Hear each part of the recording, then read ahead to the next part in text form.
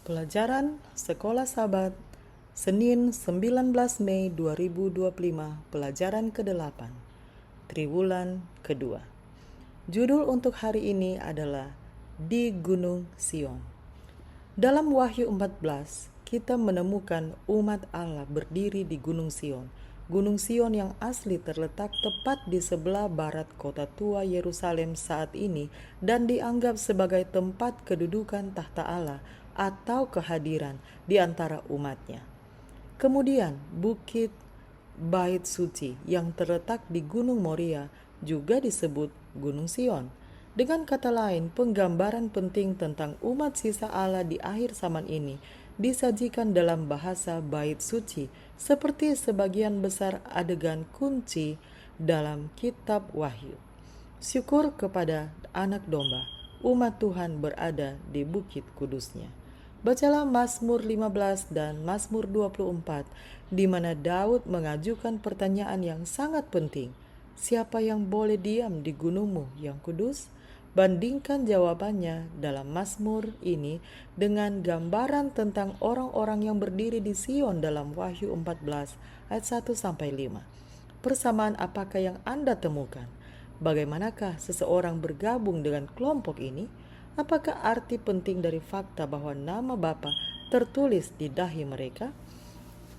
Saya baca di dalam Mazmur 15.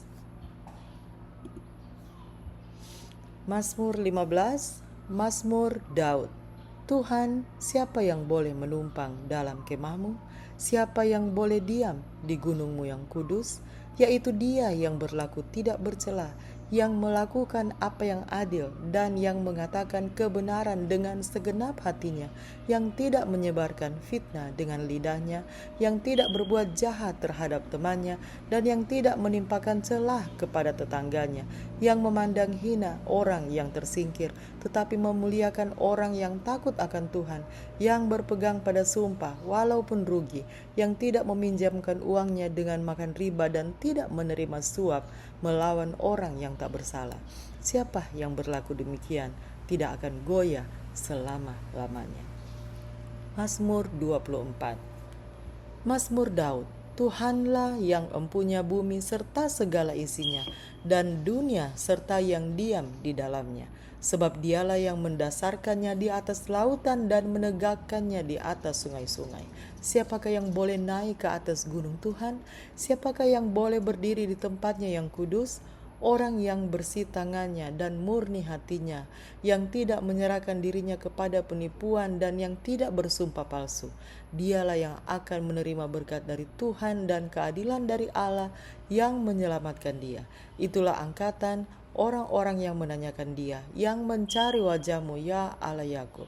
Angkatlah kepalamu, hai pintu-pintu gerbang, dan terangkatlah kamu, hai pintu-pintu yang berabad-abad, supaya masuk Raja kemuliaan. Siapakah itu Raja kemuliaan? Tuhan jaya dan perkasa. Tuhan perkasa dalam peperangan. Angkatlah kepalamu, hai pintu-pintu gerbang, dan terangkatlah kamu, hai pintu-pintu yang berabad-abad, supaya masuk Raja kemuliaan. Siapakah dia itu Raja kemuliaan? Tuhan semesta alam. Dialah Raja kemuliaan. Saya baca dalam Wahyu 14 ayat 1-5. Dan aku melihat sesungguhnya anak domba berdiri di bukit Sion dan bersama-sama dengan dia 144.000 orang, dan di dahi mereka tertulis namanya dan nama bapanya. Dan aku mendengar suatu suara dari langit bagaikan desau air bah dan bagaikan deru guru yang dahsyat, dan suara yang kudengar itu seperti bunyi pemain-pemain kecapi yang memetik kecapinya. Mereka menyanyikan suatu nyanyian baru di hadapan tahta dan di depan keempat makhluk dan tua-tua itu, dan tidak seorang pun yang dapat mempelajari nyanyian itu selain daripada 144.000 orang yang telah ditebus dari bumi itu. Mereka adalah orang-orang yang tidak mencemarkan dirinya dengan perempuan-perempuan, karena mereka murni sama seperti perawan. Mereka adalah orang-orang yang mengikuti anak domba itu kemana saja ia pergi.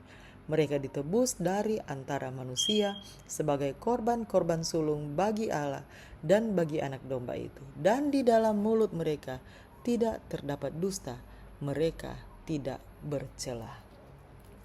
Gambaran tentang mereka yang diizinkan masuk ke hadiran Tuhan yang ditemukan dalam Mazmur Daud adalah tingkatan yang cukup tinggi untuk dipenuhi oleh orang berdosa belaka. Siapa di antara kita yang dapat dengan jujur mengatakan bahwa kita selalu berjalan lurus atau selalu mengatakan kebenaran di dalam hati kita? Mazmur 15 ayat 2. Tak satu pun dari kita dapat mengatakan bahwa kita tidak akan goyah selama-lamanya. Mazmur 15 ayat 5. Jika kita mengatakan bahwa kita tidak pernah berdosa, Alkitab mengajarkan kita tidak memiliki kebenaran di dalam diri kita. 1 Yohanes 1 ayat 8. Kita tidak dapat sampai pada kesimpulan apapun selain bahwa anak dombalah yang memampukan kita untuk berdiri di Sion. Anak domba tidak disebutkan dalam Mazmur Daud, tetapi dia tiba-tiba muncul dalam gambaran yang ditemukan dalam Wahyu 14. Seolah-olah Wahyu 14 menjawab pertanyaan Daud. Sekarang setelah anak domba Allah ditetapkan di Gunung Sion, di bait suci, kita juga dapat hadir di sana karena kebenarannya yang sempurna yang dikreditkan kepada kita oleh iman. Kita memiliki keberanian dapat masuk ke dalam tempat kudus karena Ia telah membuka jalan yang baru dan yang hidup bagi kita melalui tabir, yaitu dirinya sendiri. Ibrani 10 ayat 19 dan 20. Tanpa darahnya, harapan apa yang akan kita miliki? Tidak ada sebenarnya. Pikirkan tentang semua janji Alkitab mengenai kemenangan atas dosa. Mengapa bahkan dengan janji-janji itu kita masih menemukan diri kita gagal mengikuti teladan sempurna yang telah Yesus tetapkan untuk kita, dan mengapa kita membutuhkan hidupnya yang sempurna sebagai pengganti kita? Demikianlah bacaan pelajaran Sekolah Sabat Senin 19 Mei 2025. Sampai bertemu di bacaan pelajaran Sekolah Sabat hari berikutnya. Tuhan memberkati.